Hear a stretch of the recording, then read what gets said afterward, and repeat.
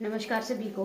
हमारी एनसीईआरटी की सीरीज़ को आगे बढ़ाते हुए हमने कल जो शुरू किया था 6th क्लास का चैप्टर 1, तो उसी को हम आगे कंटिन्यू करते हैं। तो आगे है मैपिंग द अर्थ, यानी कि अर्थ की मैपिंग करना। तो इसके अंदर अभी शुरू करते हैं कि mapping the earth is little more difficult because our planet is not flat surface. कि अर्थ को जो है एक मानचित्र की तरह दिखाना, एक मैप की तरह दिखाना, वो इतना इजी नहीं है। क्योंकि जो हमारा प्लैनेट है अर्थ, वो उसकी जो सरफेस है ना वो फ्लैट नहीं है। ये लगभग इसकी जो शेप है ना वो स्फेयर है, और या फिर हम ये कह सकते हैं कि ये परफेक्ट स्फेयर तो नहीं है, लेकिन स्फेयर जैसी है। स्फेयर का मतलब होता है कंप्लीट गोल आकार ये नहीं है, लेकिन गोल आकार जैसी ही है। ये थोड़ी थोड़ी जो है फ्लैट है, कहाँ से? पोल्स के ऊपर से। यानी इसकी हम अगर शेप की बात करें तो ये जो है ऊपर से ऐसे जो है थोड़ी थोड़ी फ्लैट है, नीचे से नॉर्थ और साउथ पोल से, और यहाँ थोड़ा सा बाहर निकली हुई है। तो इस तरीके की इसकी शेप है, यानी कि इधर से थोड़ा बाहर निकली, ऊपर से थोड़ा सा फ्लैट है।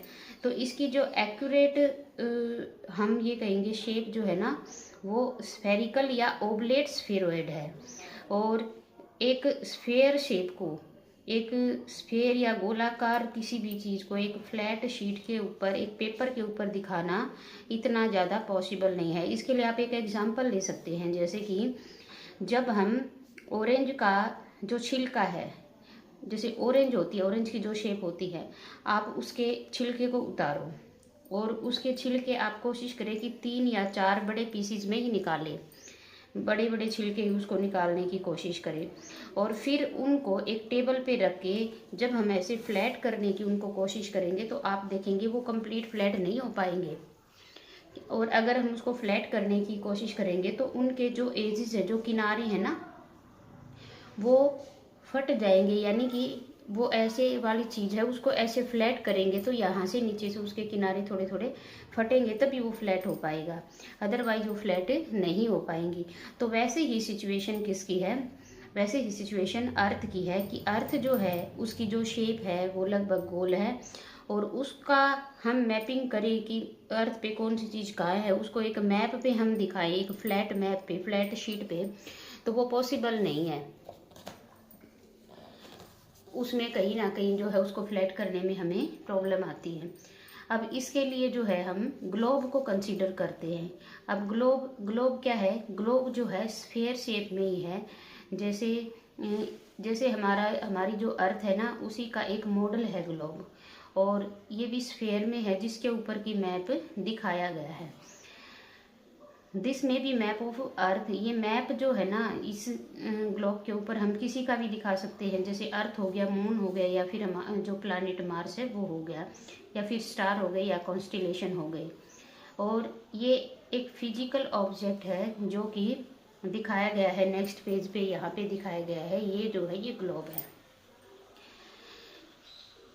ये एक स्फेयर शेप है, और ज़्यादातर ये कैसे मेटल से, प्लास्टिक से या कार्डबोर्ड से बना हुआ है। तो हम यहाँ पे बात करेंगे ग्लोब की।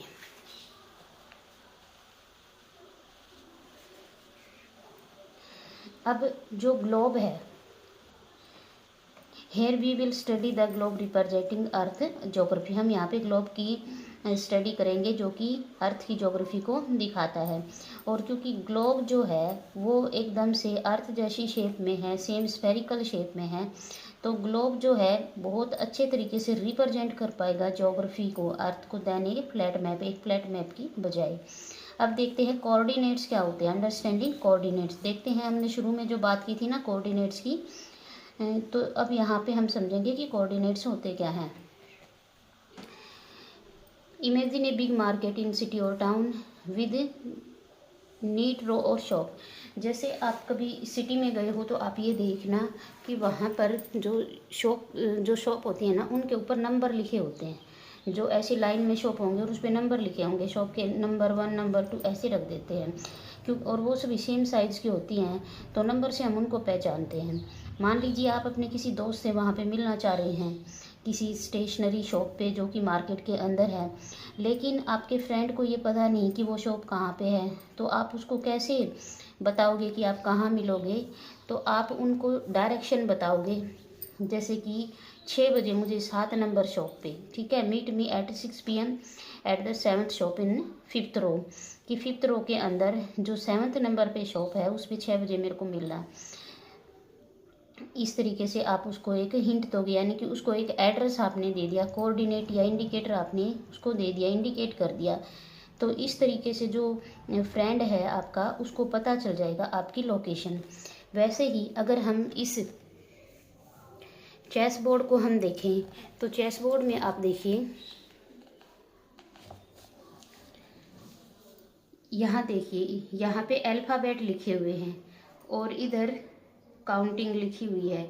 तो अगर हमने इनमें से किसी भी जो इसके अंदर जो प्लेयर हैं उन्होंने इसमें से किसी भी स्क्वायर के बारे में बताना है, तो मान लीजिए हम इस स्क्वायर की बात कर रहे हैं, तो हम क्या बोलेंगे A2, तो इससे पता चल गया ए। अगर अकेला बोलेंगे ना ए में तो ये बहुत सारे हैं, साथ में हमने 2 को भी ऐड कर दिया तो पता चल गया A2 तो सिर्फ यही है। अगर बोलेंगे B8 तो बी अकेला बोले तो बी में तो बहुत सारे हैं रखे हुए हैं, लेकिन 8 भी साथ में अगर ऐड कर दिया तो हमें पता चल गया कि हम इसकी बात कर रहे हैं। तो इस तरीके से जो है ये क्या हो गया, ये एक कोऑर्डिनेट हो गया, किसी भी चीज़ को पता करने के लिए उसका एड्रेस हो गया। तो इनको कि अब बात आती है कि कोऑर्डिनेट्स क्या होते हैं। तो कोऑर्डिनेट्स को हमने समझा, कोऑर्डिनेट्स क्या होते हैं। The system used in 2 example में be called system of coordinate. जो हमने पीछे के एग्जाम्पल में समझा उन्हीं को हम कोऑर्डिनेट्स बोलते हैं। अब ऐसे ही कोऑर्डिनेट जिनकी अभी हम बात कर रहे थे, ऐसे ही कोऑर्डिनेट वर्ल्ड ऑफ मैप में भी यूज होते हैं। किसके लिए? मैप के ऊपर किसी भी लोकेशन को पता लगाने के लिए। और वो कैसे काम करते हैं और वो क्या होते हैं वो हम आगे देखेंगे। तो इसमें पहला जो है वो है latitudes. Let us return to globe. आइए फिर हम फिर से ग्लोब पे चलते हैं। देखिए ये हमारा ग्लोब है, ग्लोब आपको यहाँ पे दिख रहा है।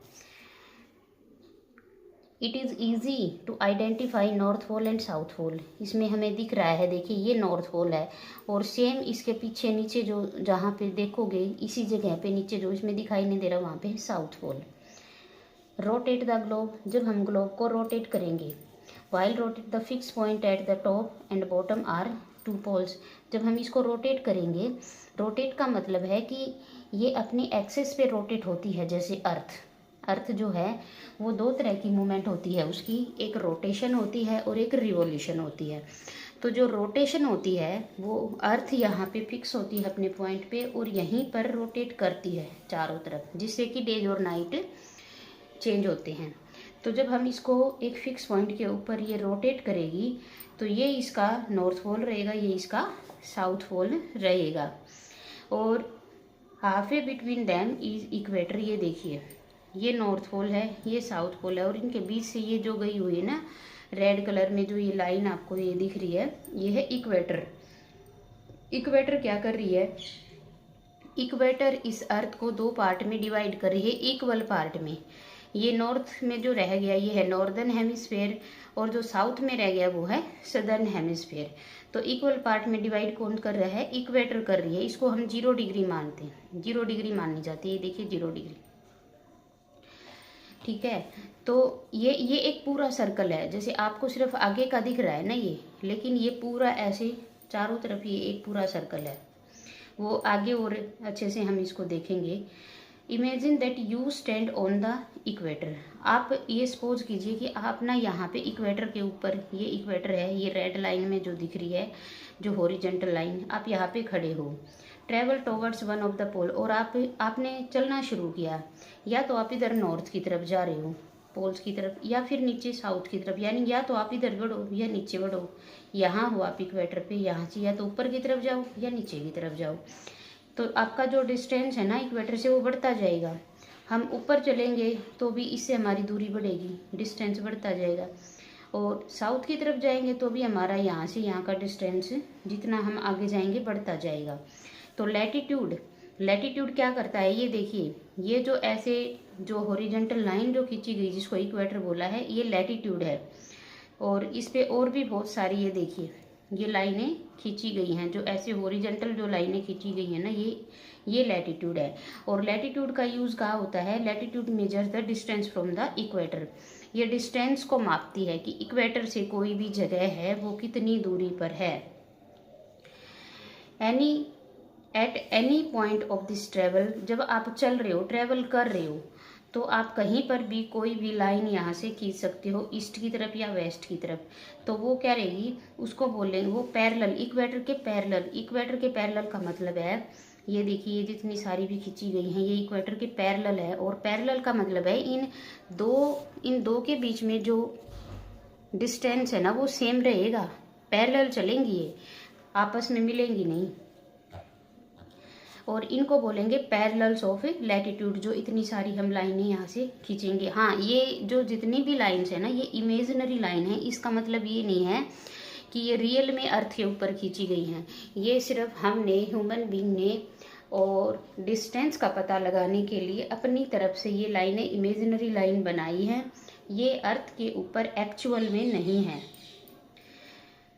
It draws a circle around the earth. तो चारों तरफ बहुत सारे, ये देखिए, सर्कल बन जाएंगे, अर्थ के चारों तरफ बन जाएंगे।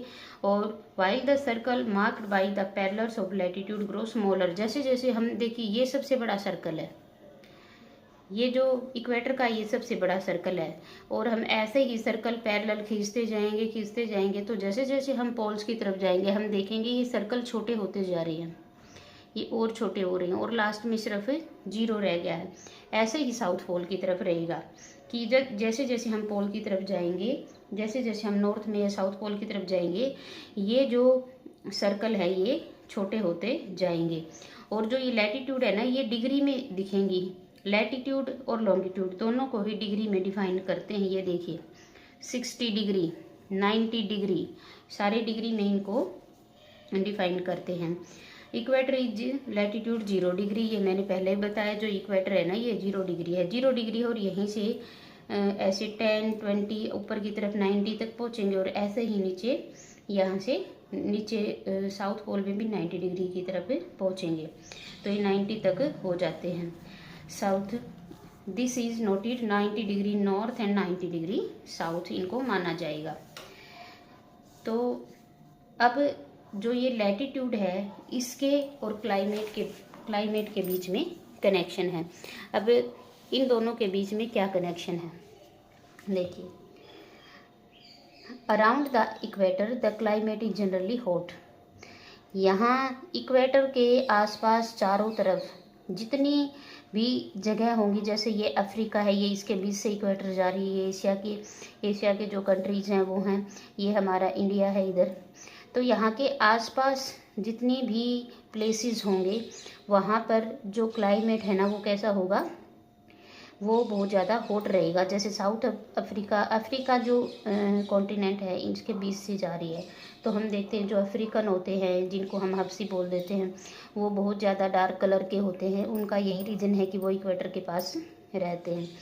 तो इसको जो है ना टोरिड जोन बोलते हैं, क्योंकि यहाँ गर्मी बहुत ज़्यादा होती है, तो इसको टोरिड जोन बोलते हैं। और जैसे जैसे हम इक्वेटर से दूर जाते जाएंगे, तो यहाँ पर ऊपर की तरफ जाएंगे ना, ऊपर की तरफ, तो जो क्लाइमेट है वो मॉडरेट, यानी कि गर्मी कम होती जाएगी और मॉडरेट क्लाइमेट होता जाएगा। और जैसे इसको हम बोलेंगे टेम्परेट जोन, जहाँ पे मॉडरेट क्लाइमेट होगा। फिर जैसे जैसे हम यहाँ पोल्स की तरफ जाएंगे, यहाँ पे ठंड बढ़ती जाएगी, क्योंकि इक्वेटर से हम बहुत ज़्यादा दूर जा रहे हैं, तो ठंड बढ़ती जाएगी। तो इस एरिया को, पोल्स के आसपास जो एरिया है ना यहाँ, इसको बोलेंगे फ्रीजिड जोन। ऐसे ही नॉर्थ पोल में और ऐसे ही साउथ पोल में। और साइंस में आप ये भी समझोगे कि ये किस वजह से होता है। दूसरा जो हमारा आता है वो है लॉन्गिट्यूड। अभी तक हम ये पैरेलल्स, लैटिट्यूड जो पैरेलल लाइन है उनके बारे में बात कर रहे थे, जिनको हमने लैटिट्यूड बोला। अब आते हैं लॉन्गिट्यूड। अब आप इमेजिन कीजिए कि आप नॉर्थ पोल से साउथ पोल की तरफ जो सबसे शॉर्ट लाइन है ना, उससे आप जाना चाह रहे हो। ऑब्जर्व करें आप ग्लोब के ऊपर, तो आप ये देखोगे कि आपने नॉर्थ पोल की तरफ आपने जाना है, यहाँ से नॉर्थ पोल या साउथ पोल की तरफ।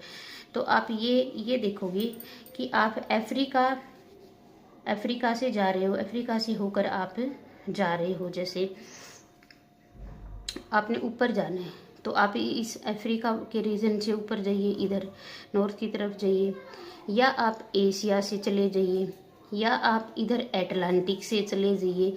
आप ये देखोगे कि इस जगह का डिस्टेंस सेम ही रहेगा, चाहे आप इधर से जाइए चाहे इधर से जाइए, यानी कि डिस्टेंस उतना ही रहेगा चाहे आप किसी भी रास्ते से जाइए। You could just as well pass through Asia, the distance would be the same. और इन लाइनों को क्या बोलते हैं? Meridian of longitude. जो ये हॉरिजेंटल लाइनें खींची गई हैं इनको बोलते हैं लॉन्गिट्यूड और मेरिडियंस ऑफ लॉन्गिट्यूड। और जो एक बड़ी रेड कलर की जो लाइन आपको दिख रही है 0 डिग्री पे, ये है प्राइम मेरिडियन। प्राइम मेरिडियन ये है, और बाकी जो है ना उनको मेरिडियन ऑफ लॉन्गिट्यूड बोलते हैं। अच्छा, दोनों में ये लैटिट्यूड जैसे इक्वेटर था तो ये हमने देखा था ये पूरे सर्कल है, लेकिन जो लॉन्गिट्यूड है ना ये यहाँ से, जैसे ये यहाँ से जा रहा है नॉर्थ पोल से और साउथ पोल पे मिलेगा, तो ये हाफ सर्कल है। इधर से इधर जाके मिल गया, उधर वाला फिर उधर से इधर मिल गया, तो ये हाफ सर्कल है। लॉन्गिट्यूड जो है ना वो हाफ सर्कल है, वन पोल से दूसरे पोल की तरफ जा रहे हैं, ये कंप्लीट सर्कल नहीं है।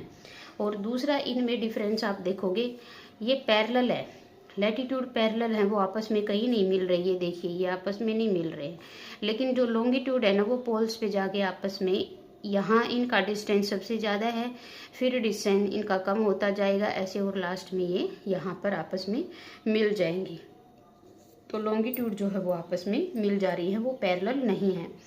You will also learn science में आप ये भी पढ़ोगे that earth spin on the axis, की अर्थ जो है वो अपनी एक्सिस के ऊपर जब घूमती है, और आप ऐसे इसको देख सकते हो कि मान लीजिए ये अर्थ है, आपने यहाँ पर एक टेबल पे एक लैंप जलाया, और जब हम इसको रोटेट करते हैं ऐसे ईस्ट से वेस्ट की तरफ हम इसको घुमाएंगे, तो लैंप की रोशनी जहाँ पर पड़ रही है, लाइट जहाँ पड़ रही है, तो वहाँ पे क्या होगा, वहाँ दिन होगा, और बाकी पीछे की साइड क्या होगा, रात। ऐसे हम एक एक्सपेरिमेंट कर सकते हैं। तो उससे हम ये समझ में आएगा कि दिन और रात जब जो अर्थ है वो रोटेट करती है तो डेज और नाइट कैसे चेंज होते हैं, वो हमें इससे समझ आएगा। अब आगे देखते हैं।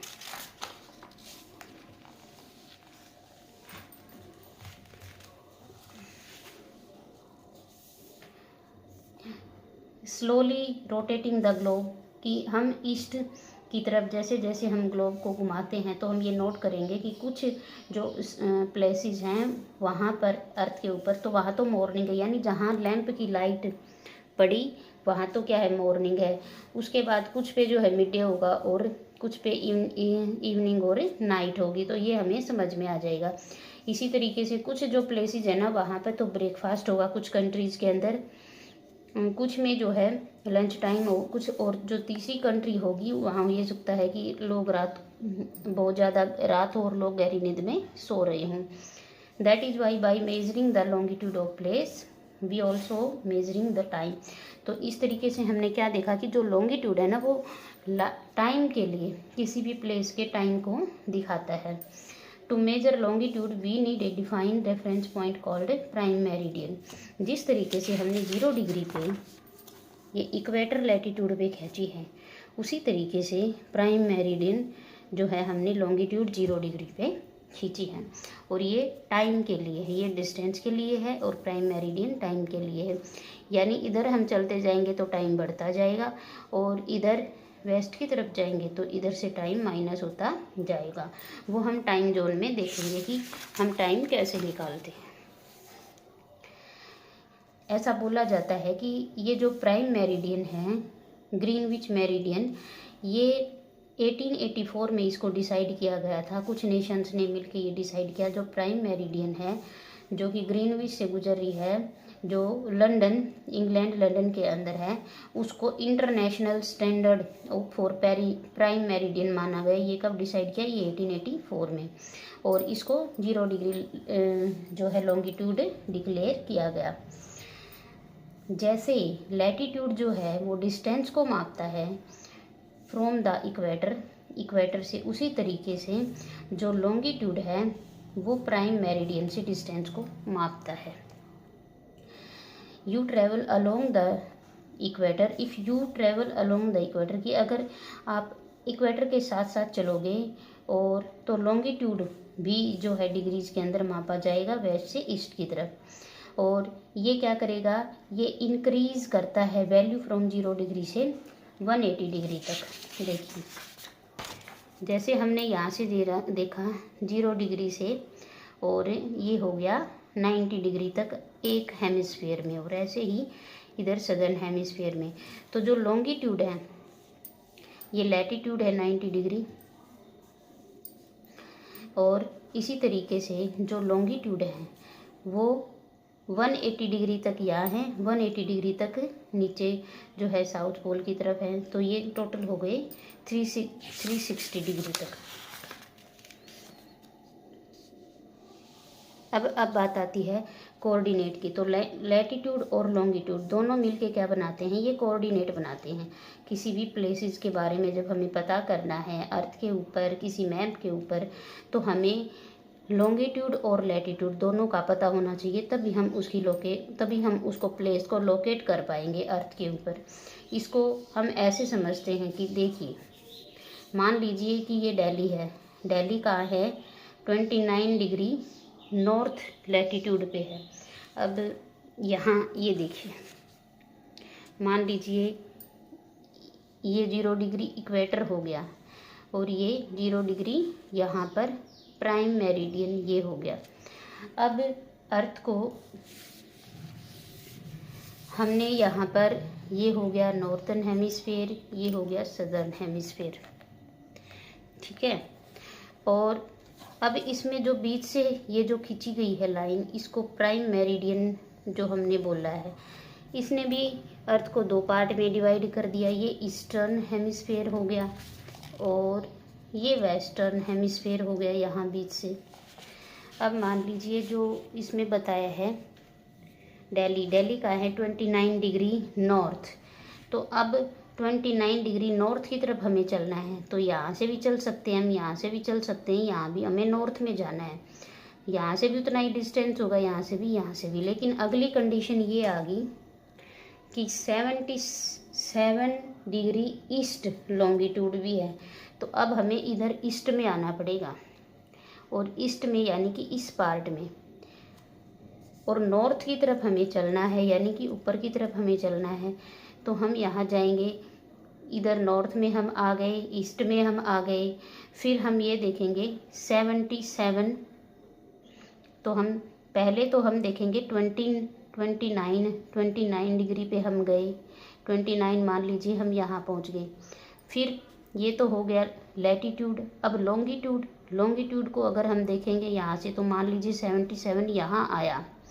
तो इससे हमें ये पता चल गया कि दिल्ली जो है यहाँ पर है, यानी दोनों को हमने देखा। इधर से लॉन्गिट्यूड 77 यहाँ और लैटिट्यूड 29 यहाँ। तो इस तरीके से एक जगह का हमें पता चल गया। तो ये इस तरीके से जो कोऑर्डिनेट हैं वो हमारी हेल्प करते हैं। ये कोऑर्डिनेट मैप के ऊपर हम बात करें, अर्थ के ऊपर हम बात करें, तो लैटिट्यूड और लॉन्गिट्यूड एक कोऑर्डिनेट की तरह काम करते हैं। अब ये देखिए यहाँ पे बुक के अंदर भी दिखाया गया है, ये ग्रीनविच मेरिडियन है। अब ये तो जो है नॉर्थन हेमिस्फीयर, बीच से इक्वेटर ने इसको डिवाइड कर दिया, ये सदर्न हेमिस्फीयर। और जो प्राइम मेरिडियन ने भी इनको अलग अलग किया है, ये ईस्टर्न हेमिस्फीयर हो गया, ये वेस्टर्न हेमिस्फीयर। तो 2 तरीके से अर्थ को डिवाइड कर दिया। तो ये हमने जाना लैटिट्यूड और लॉन्गिट्यूड के बारे में। और अब जब दोनों ये रेखाएं, यानी ये लाइन लैटिट्यूड और लॉन्गिट्यूड जब खींच दी हैं इस ग्लोब के ऊपर, आप देखोगे, ये देखिए एक ऐसे जाल सा बन गया है दोनों का। तो इसको बोलते हैं grid. All these lines together constitute a grid. Longitude और लैटिट्यूड मिलके जो ये इस तरीके से ये जो बना रही हैं, इसको हम ग्रिड बोलते हैं। तो ग्रिड भी पूछते हैं, ग्रिड क्या होता है, तो वो मैंने आपको बता दिया। आगे जो हमारा आता है इस लेसन के अंदर वो है टाइम जोन। और टाइम जोन को समझना बहुत ज़्यादा इम्पोर्टेंट है, क्योंकि इससे हम ये पता लगा सकते हैं कि किसी भी कंट्री का टाइम किस समय कितना होगा और किस कंट्री का टाइम आगे है, किसका पीछे है। तो इसको हम कल समझेंगे। आज के लिए इतना ही, धन्यवाद।